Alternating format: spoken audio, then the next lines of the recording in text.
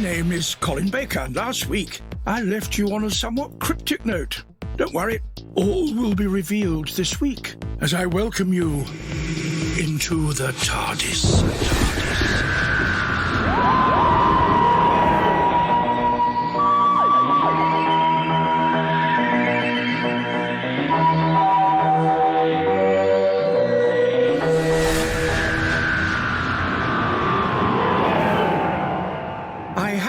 And still am the Doctor, and in the brilliantly produced audio drama adventures made by Big Finish Productions, which bring new adventures to your ears, and that's what we are here to showcase, Doctor Who audio drama from Big Finish.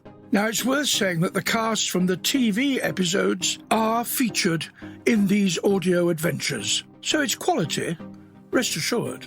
In these next episodes, we are with the fourth Doctor and Romana in her second incarnation, alongside K-9. Here's a taste of things to come. Doctor Who, the Fourth Doctor Adventures, Wave of Destruction. The best in Britain is Radio Frantic.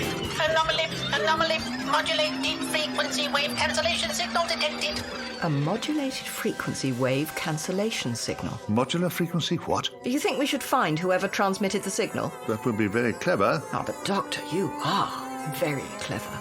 Radio Frantic. Doctor, it's a laboratory. Yes, and a body. Who are you? And a man with a gun. Why were you here, Mr. Miller? Why were you visiting my father? He called me. Said they thought we were about to be invaded. And are you about to be invaded? What on earth? Come on! Radio Frantic. Pirate radio's not really my thing. Pirates? This one's got quite a following. You know, if I were inventing a modulated frequency wave cancellation signal generator, I'd find that just a little bit distracting.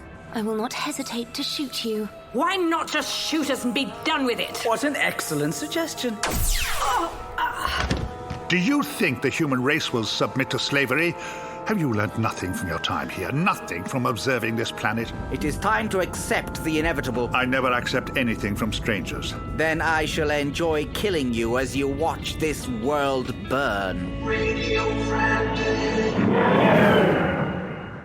Coming up, just what is sending K-9 into a spin, and why are MI5 investigating it? Who doesn't like a radio jingle? Will Romana ever enjoy shopping for shoes?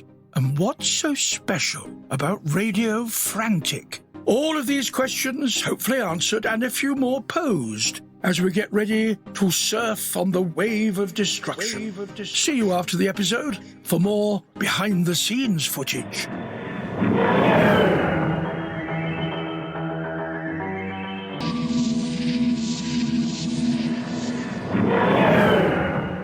Now, did you work out my cryptic clue from last week when I said we were continuing on two themes? Yes, we're still following a chronological path through the Doctor's incarnations, but once more, the Vardens are back. Let's get behind the scenes now and catch up with our TARDIS team. All the music playing in style. It's Radio Frantic here on the dial. Radio Frantic. Tom Baker. They're used to me saying Tom Baker, yes. I like saying Tom Baker. When I say Tom Baker, I have a feeling sometimes that I actually exist.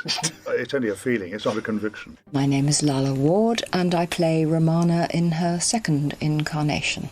Hello, I'm John Leeson, and I play the voice of K-9 in this story called Wave of Destruction. One prepared to imitate the action of the tiger. How many letters? 4 and 3. Well, it's a quotation. Shakespeare, Henry V. Ah. It comes back to me very quickly, because it was the girls who, of course, often changed. The Doctor didn't change, did he? But the girls changed.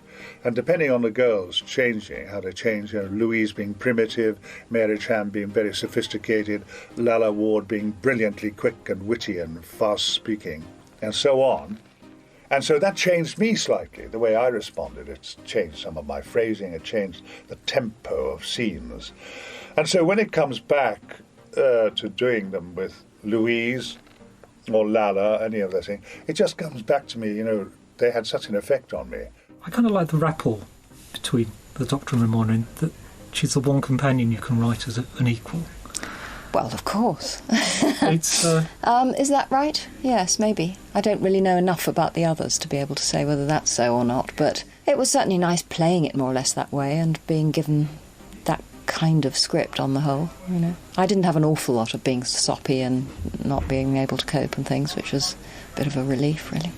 What is tremendous, of course, Lalla, as Tom, is a Time Lord.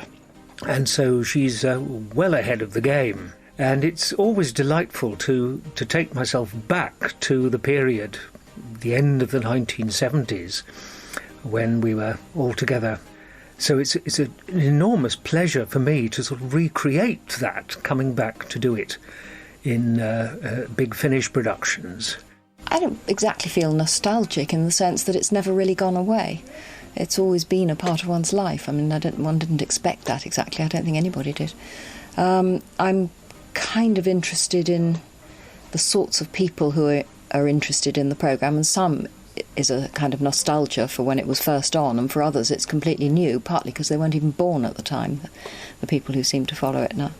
And even though there's new series and new Doctors and everything else, people still seem to enjoy watching the old ones, which is, I suppose, nostalgic because they, technologically, if nothing else, they're incredibly dated, you know, and it's quite fun that people still like them.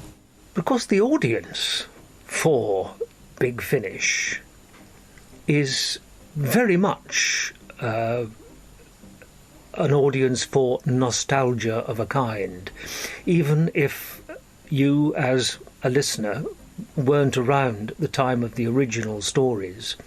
It harks back to a completely different era of Doctor Who.